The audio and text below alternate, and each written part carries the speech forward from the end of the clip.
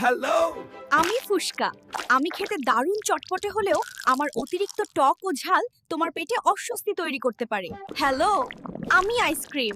আমি খেতে খুব সুস্বাদু ও ঠান্ডা হলেও আমার অতিরিক্ত চিনি তোমার ওজন এবং ক্যালোরি বাড়িয়ে দিতে পারে। হ্যালো, আমি চটপটি। আমি তোমার জিভে দারুণ স্বাদ দিলেও আমার অতিরিক্ত ঝাল ও মশলা তোমার পেটে অস্বস্তি তৈরি করতে পারে।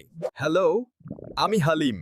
আমি প্রচুর প্রোটিন ও শক্তি দিলেও আমার অতিরিক্ত মশলা ও তেল তোমার হজমে চাপ সৃষ্টি করতে পারে। হ্যালো, আমি চকলেট।